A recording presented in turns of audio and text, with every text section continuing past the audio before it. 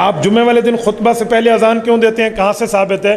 اللہ کے رسول نے فرمایا فَإِنَّهُ مَن يَعِشْ مِنكُم بَعْدِي، میرے بعد زندہ رہو گے، فَسَيَرَى اخْتِلَافًا كَثِيرًا، فرقہ واریت دیکھو گے، فَعَلَيْكُمْ بِسُنَّتِي وَسُنَّتِ الْخُلَفَاءِ الرَّاشِدِينَ، ابو بکر عمر عثمان علی کی بات کو تھام لینا، فرقہ واریت سے بچ جاؤ گے۔ مسند احمد کی حدیث ہے، ارباز ابن ساریہ رضی اللہ عنہ راوی ہیں۔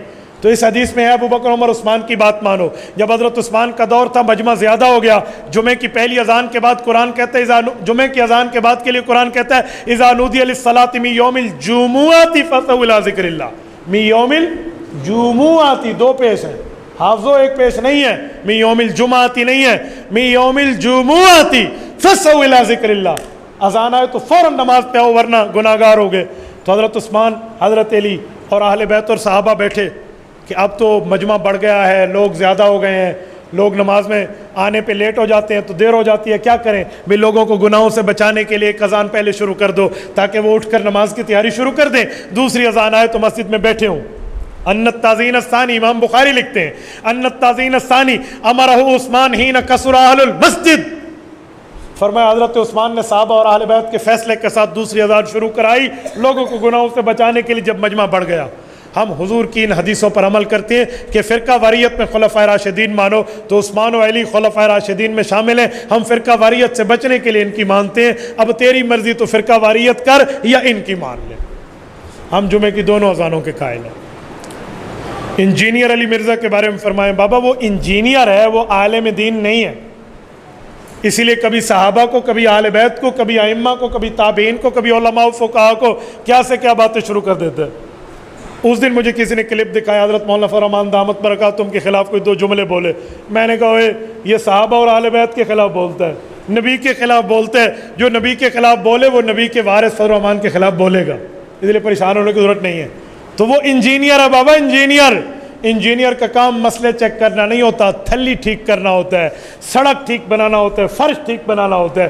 آپ کی تھلی خراب ہے، فرش ٹھیک نہیں ہے، سڑک ٹیڑھی ہے تو اس سے رابطہ کر لیں، مسائل پوچھ رہے ہیں تو علماء دیوبند سے پوچھ لیں، ٹھیک ہے۔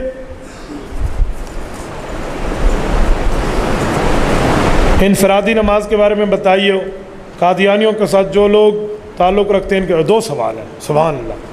بابا انفرادی نماز میں تو پورا پڑھیں گے، میں نے کہا جب اکیلا درخواست لے کر ڈی سی آفس جاؤ گے تو پوری درخواست سناؤ گے نا، پوری بات کرو گے، تو اللہ کے دربار میں اکیلا نمازی تو پوری نماز پڑھے گا۔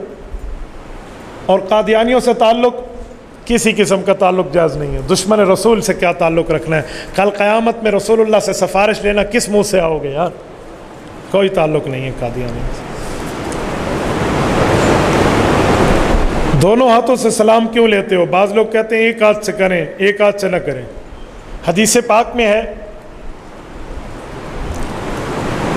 جامع ترمذی کی حدیث ہے، اللہ کے رسول نے فرمایا کہ جب دو مسلمان ملتے ہیں اور اس کے بعد ہاتھ ملاتے ہیں، غفر لہما قبل ان یفترقا، اللہ ان کے گناہوں کو معاف فرما دیتے ہیں، ابھی یہ جدا نہیں ہوتے۔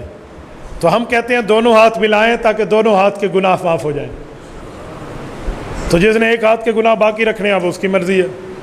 باقی امام بخاری رحمۃ اللہ علیہ نے صحیح بخاری میں لکھا ہے، صافہ حماد بن زید ابن المبارک بیدیہ، فرمایا ہمارے اکابر کا طریقہ یہ ہے کہ دو ہاتھ سے سلام کیا جائے، تو ہم دونوں ہاتھ سے سلام کے قائل ہیں، دونوں ہاتھ کے گناہ بھی معاف کراتے ہیں اور دونوں ہاتھ کے سلام بھی۔ جو جرابوں پہ مسح کرتے ہیں شرعی حوالہ جو کرتے ہیں حوالہ ان سے لیں، میں تو عام جرابوں پہ مسح کا قائل ہی نہیں ہوں۔